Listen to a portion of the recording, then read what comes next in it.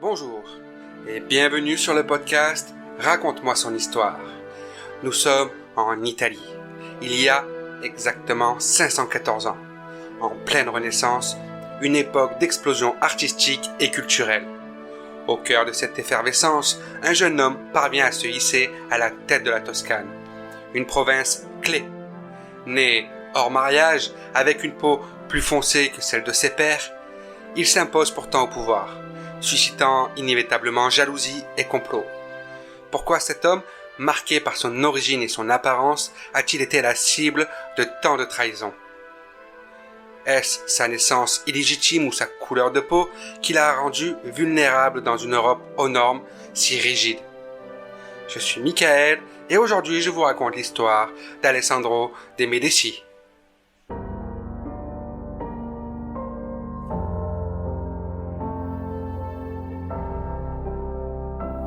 Bienvenue sur le podcast Raconte-moi son histoire.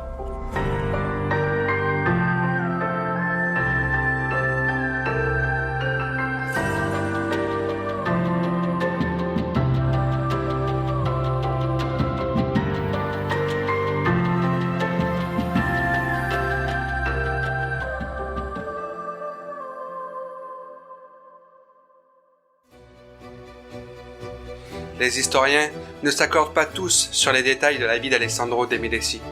Cependant, on estime qu'il est né en 1510 à Urbino, une ville emblématique de la Renaissance italienne. Malgré les incertitudes entourant sa paternité, ce qui est clair, c'est que l'ascendance d'Alessandro lui conférait une place unique au sein de la famille des Medici, ouvrant une voie à son futur rôle en tant que duc de Florence. Si l'identité de sa mère, Simonetta da Colevecchio, une servante d'origine africaine, travaillant dans la maison des Médicis, ne fait aucun doute, l'identité de son père reste plus controversée. Certains historiens pensent qu'il était le fils illégitime de Lorenzo II de' Medici, le duc d'Urbino, qui était également le père de Catherine de' Medici, la future reine de France.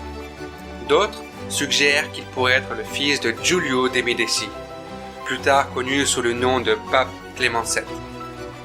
Bien que Lorenzo II ait élevé Alessandro comme son fils, il est possible que Clément VII ait eu un rôle plus important dans sa vie. Lorenzo a libéré Simonetta, qui est ensuite retourné vivre dans la campagne romaine, tandis qu'Alessandro a grandi dans le luxe, bénéficiant d'une éducation soignée et apprenant à lire et à naviguer dans les complexités politiques de son temps. Avec la mort de Lorenzo II, Giulio, qui est alors cardinal à ce moment-là, devient le tuteur et guide d'Alessandro.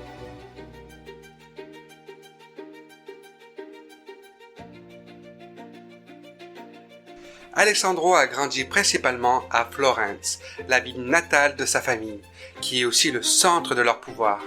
Après la mort de Lorenzo II, en 1519, Alessandro, alors âgé de 9 ans, est placé sous la protection de Giulio de' Medici. Sa demi-sœur Catherine de' Medici, future reine de France, est née peu avant la mort de leur père. Mais les deux enfants ne grandissent pas vraiment ensemble. Catherine, étant une femme, est placée sous la garde de diverses institutions religieuses pour sa protection et son éducation. Il est important de noter que l'Italie de l'époque n'était pas unifiée. Elle était divisée en plusieurs États dirigés par des familles puissantes comme les Medici, les Sforza et les Borgia, qui étaient constamment en compétition pour leur pouvoir et l'influence. Cette rivalité conduisait à des alliances changeantes, des trahisons et des guerres. Et dans ce contexte, la position d'Alessandro était particulièrement précaire, mais aussi pleine de potentiel pour consolider le pouvoir des Médicis. Comme je l'ai dit, après la mort de son père, c'est Giulio de' Medici, un cousin de Lorenzo II, qui prend en main l'éducation d'Alessandro. Giulio, en tant que cardinal et homme d'église influent, reconnaît l'importance de maintenir la puissance des Médicis à Florence. Il se charge de l'éducation d'Alessandro en veillant à ce qu'il reçoive une formation adéquate pour diriger Florence un jour.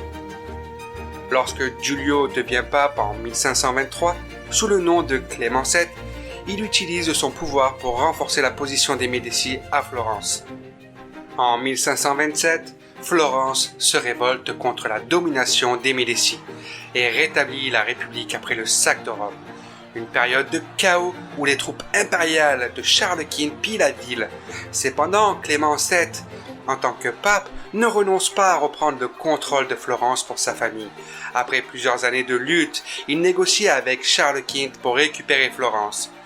Le siège de Florence de 1529 à 1530, mené par les forces impériales sous les ordres de Charles V, marque un tournant décisif grâce à l'influence de Clément VII.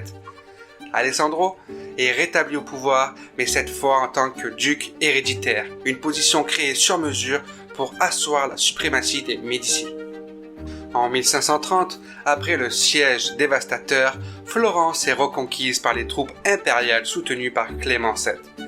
La République florentine est dissoute et Clément VII place Alessandro à la tête de Florence en 1532. Il fait d'Alessandro le premier duc héréditaire de Florence, un titre créé spécialement pour lui, consolidant ainsi le pouvoir de la famille des Médicis dans sa région. Alessandro de' Medici, surnommé Il Moro, en raison de son teint foncé, possédait une apparence qui le distinguait au sein de la noblesse florentine. Héritant de sa mère Simonietta, d'origine africaine, il avait une peau plus sombre que la plupart de ses contemporains, avec des traits faciaux marqués comme un nez large et des lèvres épaisses. Physiquement imposant, il était connu pour sa robustesse, qui s'accordait avec son rôle de dirigeant militaire. Sur le plan du caractère, Alessandro était un homme complexe, à la fois charismatique et impitoyable. Ambitieux, il a utilisé son pouvoir pour asseoir son autorité sur Florence, n'hésitant pas à réprimer ceux qu'il considérait comme des menaces. Cependant, cette position précaire a aussi nourri en lui une certaine paranoïa, le rendant méfiant et parfois cruel. Sa vie privée, marquée par une recherche constante de plaisir et de relations volages, ajoutait à sa réputation de dirigeant à la fois redouté et controversé. Son emblème était un rhinocéros en armure, avec la devise « No vuelvo sin vencer », qui veut dire en français « Je ne reviens pas sans triompher ». En 1533 et 1535, Alessandro de' Medici a eu 2 enfants illégitimes avec Taddea Malaspina, une femme noble issue d'une famille influente. Taddea, après avoir tenté d'échapper à un mariage arrangé, est retournée vivre chez sa mère à Florence à la mort de son époux. Dans cette période, elle a eu plusieurs relations, dont celle avec Alessandro, qui a donné naissance à un fils, Giulio, et une fille, Giulia. Alessandro a reconnu ses enfants, suivant ainsi l'exemple de son propre père, qu'il avait également reconnu malgré sa naissance hors mariage. Après la mort de Clément VII en 1534, Alessandro de' Medici se retrouve dans une position délicate. Sans le soutien de son oncle, qui avait joué un rôle crucial dans son ascension au pouvoir, Alessandro doit faire face à une hostilité croissante à Florence. La ville, marquée par des luttes de pouvoir et des tensions politiques, devient un terrain dangereux pour lui.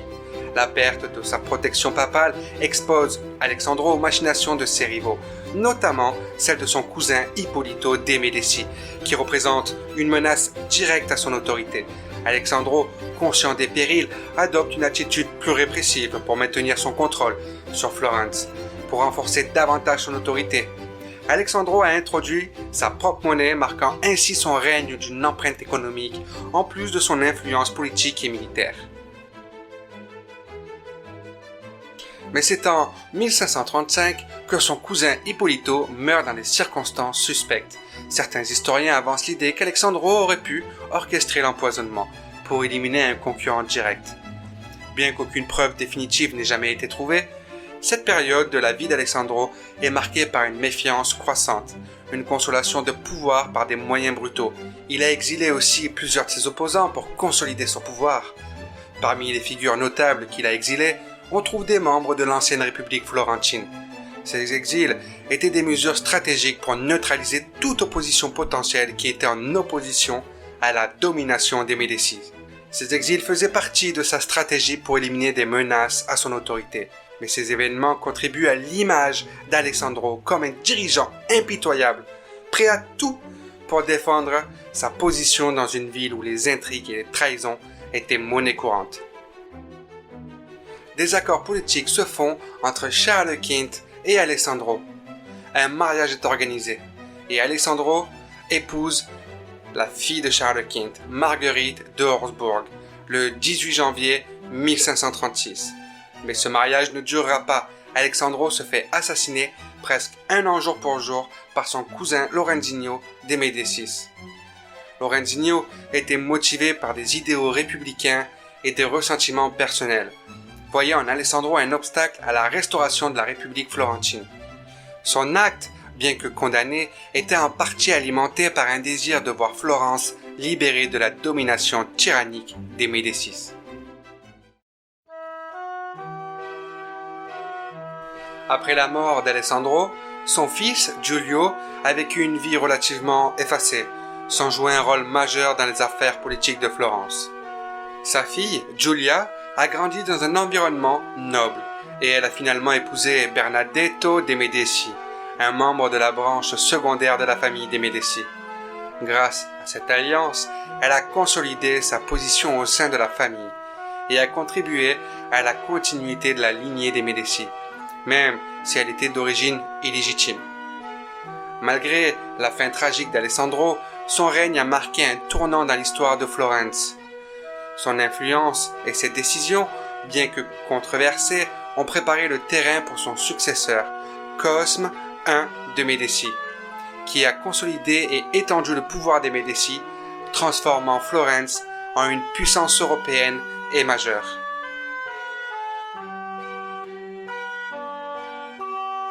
Et voilà, nous arrivons à la fin de cet épisode. Alessandro de Medici, appelé Il Moro. Je reviendrai peut-être sur les autres partis politiques, enfin les autres familles politiques de l'époque italienne de la Renaissance, sur des personnages un peu oubliés aussi. Enfin, vous pouvez me le dire dans les commentaires si vous avez envie de découvrir d'autres personnages de la Renaissance italienne. Je pourrais travailler sur le sujet. Je vous souhaite une excellente journée ou une excellente soirée. C'était Michael et je vous dis ciao.